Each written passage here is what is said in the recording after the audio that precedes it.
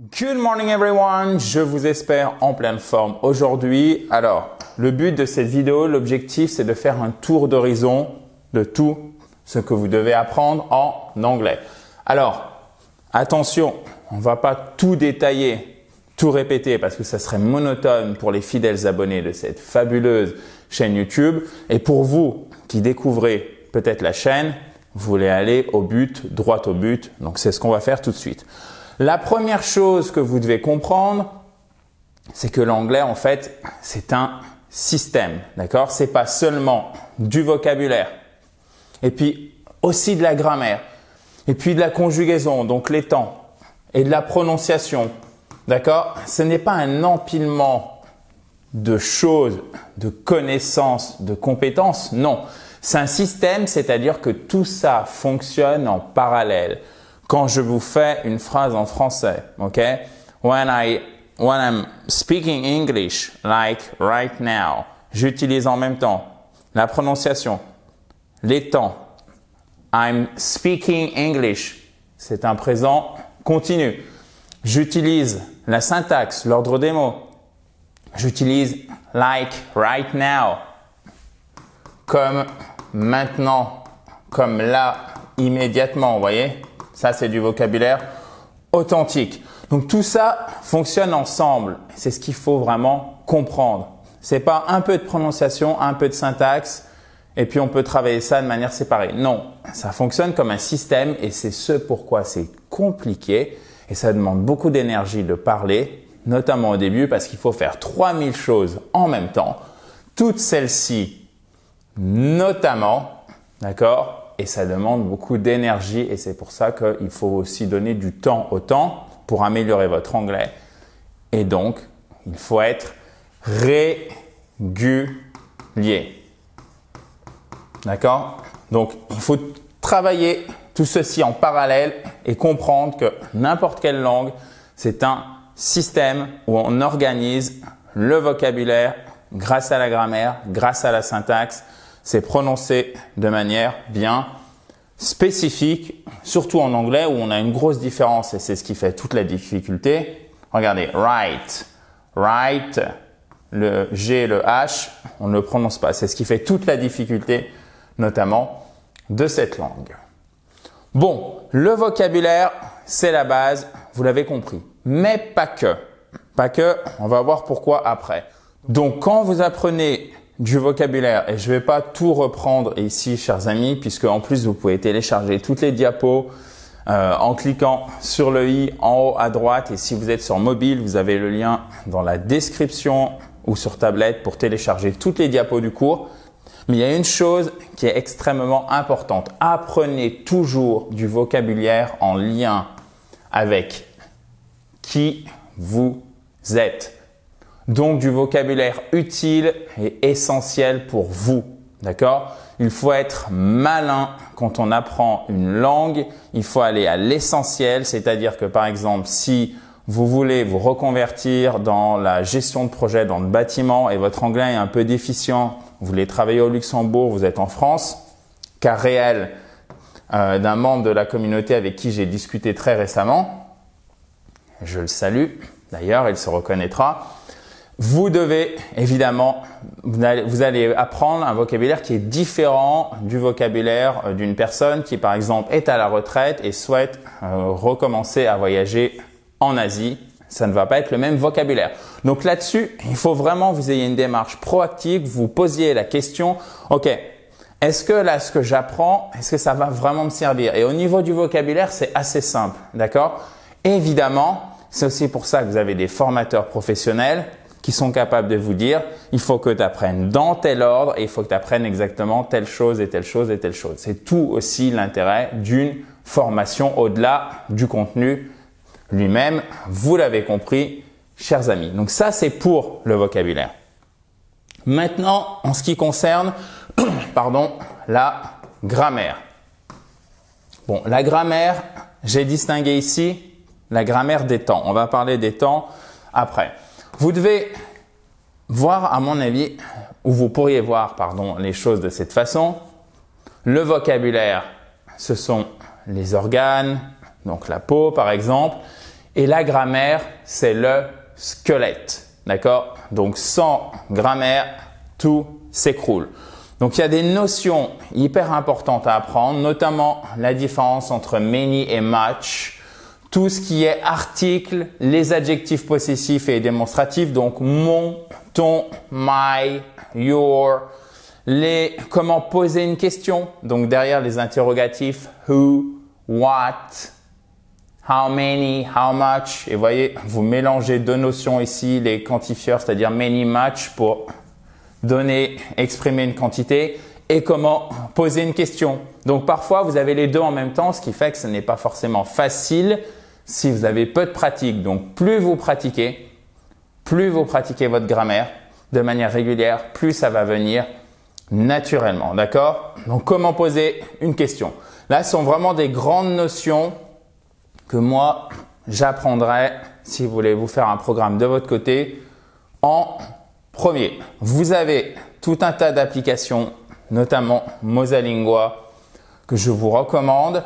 Vous avez bien sûr toutes les chaînes sur cette fabuleuse chaîne YouTube, toutes les vidéos, pardon. Et vous avez aussi l'ensemble des programmes où en plus, vous avez aujourd'hui 8 programmes chez iSpeak Spoken.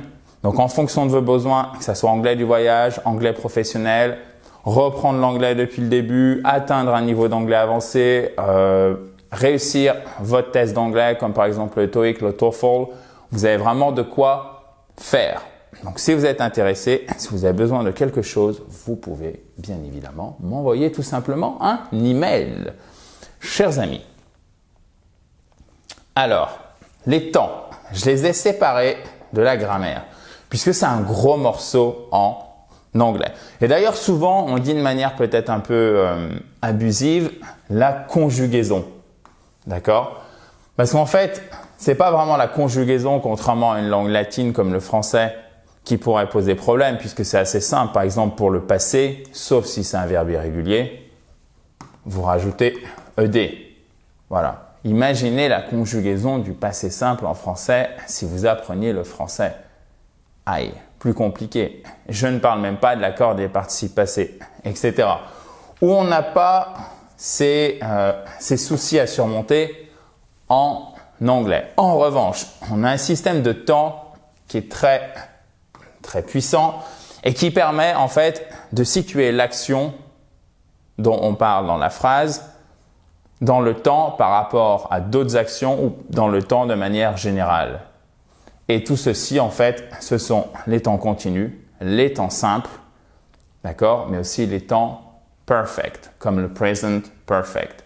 En plus, on a l'utilisation d'auxiliaires que nous n'avons pas en français, be, have et do, ok, plus le mode impératif pour donner un ordre et bien évidemment, et je l'ai oublié, le mode conditionnel.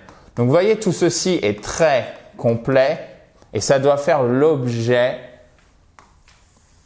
de votre part d'un apprentissage bien spécifique en plus de la grammaire. D'accord? Là aussi, vous avez une playlist, une liste à thème de toutes les vidéos de la chaîne sur les temps. Vous la retrouvez sur la page d'accueil de la chaîne YouTube iSpeak Spoken. D'ailleurs, regardez, vous cliquez sur le i en haut à droite, je vous mets le lien de la liste à thème où vous avez toutes les vidéos qui concernent les temps. Comme ça, vous pourrez les trouver facilement. Même chose, on vous met le lien dans la description juste en dessous de celui pour les diapositives que vous pouvez bien évidemment récupérer quand vous le souhaitez.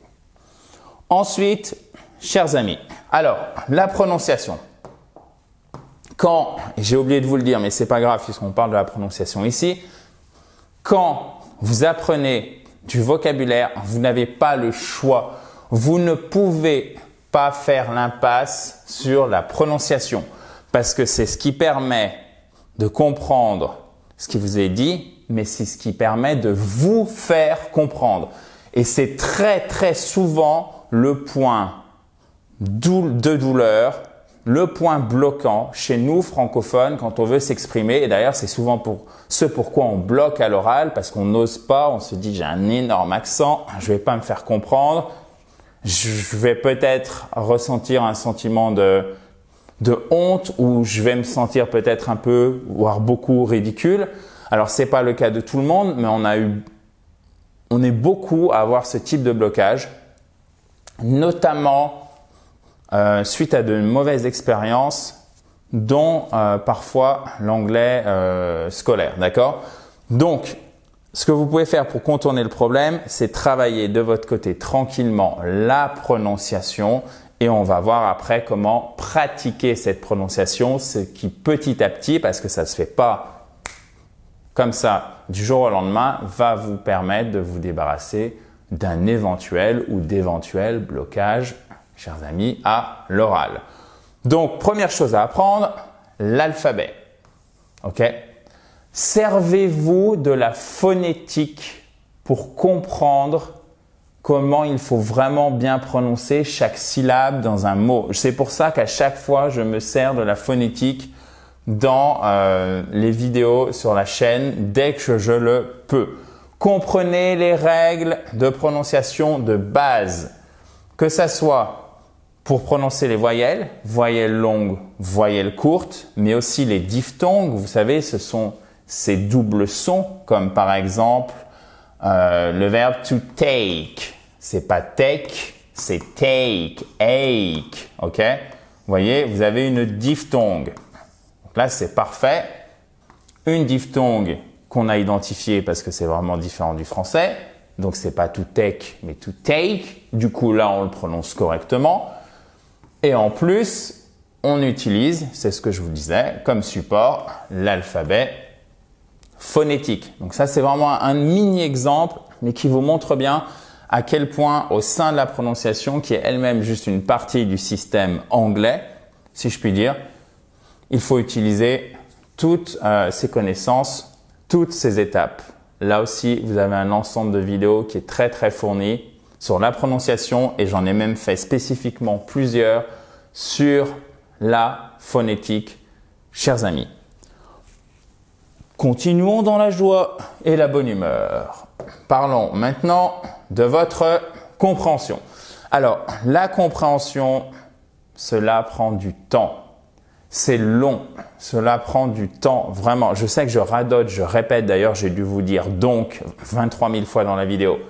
Je m'en excuse, mais il n'y a qu'une chose qui vous permettra de comprendre rapidement l'anglais, c'est la régularité. Donc il faut, et parfois c'est un peu péjoratif, vous exposer à l'anglais. Parce qu'on s'expose aussi à des radiations, mais là ce sont des bonnes radiations. Ce sont celles de la langue de Shakespeare. Il faut le faire de manière, là aussi, c'est exactement comme l'apprentissage du vocabulaire. Malin, il faut être malin, il faut être pas rusé, mais on va dire intelligent. Voilà, c'est plus sympa comme mot. Pourquoi? Il faut le faire par petites tranches. 10 minutes maximum. D'accord? Vous faites une pause et vous recommencez. Si vous n'avez pas le temps de recommencer, pardon, vous le faites le matin et le soir, par exemple, et vous répétez le plus souvent possible sur des supports sympas, agréables. Si vous êtes fan d'équitation, regardez une émission de télé sur l'équitation. Si c'est un peu trop dur, vous regardez un film que vous adorez en anglais avec les sous-titres en français. Pardon, pas un film, on va dire une série parce que les séries sont beaucoup plus faciles à comprendre. Encore mieux, les dessins animés pour enfants. D'accord? Vous voyez, donc vous adaptez le support, vous adaptez la fréquence en termes de donc être le plus régulier, la plus régulière possible et vous adaptez aussi la longueur. Si vous êtes débutant en anglais et vous écoutez pendant 1 heure la radio, c'est clair et net qu'au bout de 5-10 minutes, même pas, vous avez décroché. Donc, ça ne sert à rien de continuer encore pendant 55 ou 50 minutes.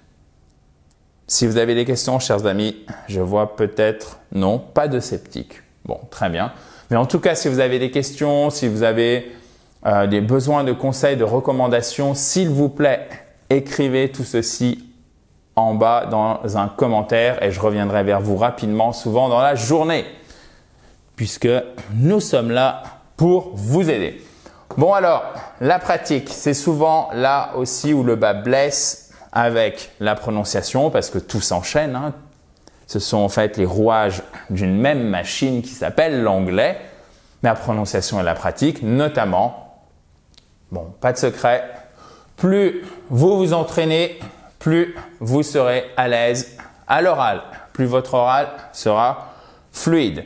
Donc, le but du jeu ici, c'est de vous retrouver dans des situations qui soient les plus agréables possibles. Et non pas vous dire, il faut que je me fasse mal, il faut que je sorte de ma zone de confort. L'idée ici, ce n'est pas de sortir de votre zone de confort. L'idée ici, chers amis, c'est de l'élargir, cette zone de confort, pour que vous soyez à l'aise, de plus en plus à l'aise, parce que là aussi, ça ne se fait pas d'un claquement de doigts. D'ailleurs, comment on dit claquer ses doigts en anglais? To snap my fingers. Ok? Donc, cherchez un correspondant. Notamment, vous avez tandem.net/fr. Ok? Faites attention sur ce type de site. Faites preuve de prudence et de bon sens parce qu'on trouve vraiment de tout et notamment aussi des gens avec pas forcément de bonnes intentions. C'était pour voir si vous suiviez. Donc, je renouvelle mon appel à la prudence sur ce type de site, mais d'un autre côté, je connais des centaines de membres, littéralement, au fil des années de la communauté I Speak Spoken, qui ont trouvé un correspondant avec lequel ça se passe très très bien, avec laquelle ils conversent depuis des mois, des années.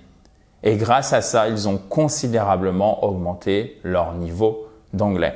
Donc, il faut saisir n'importe quelle occasion aussi dans votre vie quotidienne. Je sais que c'est vraiment pas le cas de tout le monde, mais dès que vous en avez la possibilité, notamment si vous travaillez dans une région touristique, si vous vivez dans une région touristique, si vous en avez besoin, c'est pour ça que je vous disais travailler au travail. Là aussi, si vous avez de la famille, notamment je pense à tous ceux qui ont des enfants et parfois des petits-enfants à l'étranger ou dans un pays anglophone, il faut que d'un côté, vous travaillez votre anglais et la pratique, petit à petit qui va venir, sera la récompense de tout votre travail.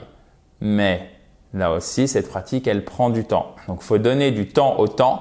En revanche, si vous avez les bonnes méthodes d'apprentissage de l'anglais, très rapidement, vous allez progresser et j'insiste aussi, quel que soit votre âge. Je sais que certains d'entre vous sont stressés quant à leur âge en se disant « moi j'ai 60, 70 ans, 80 ans, ça ne va jamais marcher ». C'est faux. Vous pouvez regarder les vidéos avec Michel. D'ailleurs, on vous met une vidéo avec Michel juste en dessus.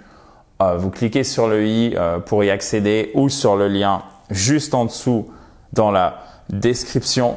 Et vous allez voir, en fait, Michel à la retraite, retraité d'une grande entreprise du secteur public, est partie d'un niveau d'anglais vraiment où elle connaissait 3 mots à peine.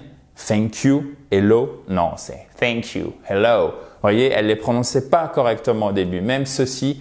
Et aujourd'hui, elle parle couramment anglais. Donc, vous verrez son témoignage et je pense que c'est très, très inspirant pour chacun d'entre vous. Et bien évidemment, utilisez aussi votre cahier d'apprentissage quand vous faites de la pratique pour corriger vos fautes. C'est en corrigeant vos fautes et donc en les comprenant et ensuite en les recyclant, si je puis dire ici de manière positive, dans votre discours, dans ce que vous allez prononcer en anglais, sans les faire. Donc c'est fini, vous faites plus cette faute. C'est comme ça que vous allez aussi progresser très rapidement. Bon, chers amis, dernière diapositive pour aujourd'hui. On a bien avancé. Merci de votre écoute. Je vous ai mis un plan de travail. Il est très sommaire, certes. Là aussi, je vous avais fait une vidéo sur un plan de travail complet. Donc, vous pouvez aller la regarder directement sur cette chaîne. Vous tapez emploi du temps anglais I Speak Spoken et vous allez la retrouver. Variez les plaisirs. De manière générale, d'accord? Alors, je vous ai fait aussi, si vous voulez un plan vraiment complet en accès libre, vous avez un défi progresser en anglais en 4 semaines qui est disponible pour vous, d'accord? Donc là, c'est très simple. Vous le trouvez aussi sur la chaîne YouTube. Vous tapez défi progresser en anglais 4 semaines.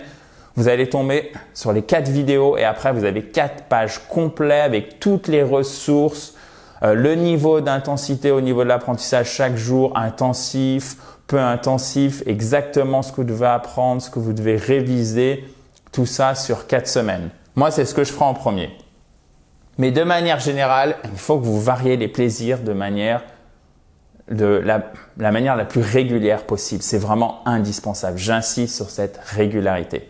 Le top, c'est 2 fois 20 minutes le matin, 1 fois 20 minutes le matin, 1 fois 20 minutes le soir. Je sais que c'est pas possible pour tout le monde, mais même si vous faites de l'anglais 4 fois par semaine au lieu de 7 fois par semaine, ce n'est pas grave. Là, vous êtes régulier. Vous êtes régulier. Il faut vraiment, en fait, faut commencer et petit à petit, vous allez voir, parce qu'il faut que vous preniez du plaisir, c'est indispensable. En prenant ce plaisir, vous allez progresser et vous allez être même étonné au bout d'1 mois, 2 mois de tous les progrès que vous avez faits. Et enfin, j'y suis arrivé, enfin je commence à progresser en anglais. Ce n'est donc pas une fatalité de ne pas ou de mal parler l'anglais, de ne pas le comprendre, d'avoir du mal à l'écrire, etc. Non, bien sûr que non. Donc vocabulaire, grammaire, conjugaison, prononciation, compréhension, pratique. Pour tout ceci, il y a un ensemble de choses sur lesquelles je ne peux pas revenir évidemment aujourd'hui, que vous revoyez dans vos programmes d'iSpeak Spoken, qu'on revoit sur la chaîne YouTube, mais vous pouvez prendre une vidéo par jour. Une thématique égale une vidéo. Et après, vous suivez la fréquence que je vous ai indiquée ici. Pour la compréhension, vous pouvez regarder les vidéos que j'ai fait avec Nicole, les dictées. C'est parfait pour entraîner votre compréhension. Derrière, vous pouvez faire les vidéos de shadowing où on répète ensemble avec Nicole pour entraîner votre prononciation. Et vous avez tellement de vidéos sur la chaîne que vous avez de quoi remplir ce programme pendant des semaines, voire des mois, chers amis. Donc, c'est tout. Pour aujourd'hui, si vous avez la moindre question, vous pouvez mettre ça dans un commentaire juste en dessous, sous la vidéo. Je reviendrai vers vous rapidement. Je vous espère en pleine forme et j'espère surtout que vous êtes toujours aussi motivé pour progresser dans la langue de Shakespeare. Je vous dis à très vite.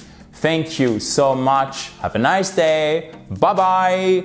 Et évidemment, on se retrouve dans la joie et la bonne humeur très bientôt pour un cours sur une notion de l'anglais. Pas sur l'anglais directement. Bye bye.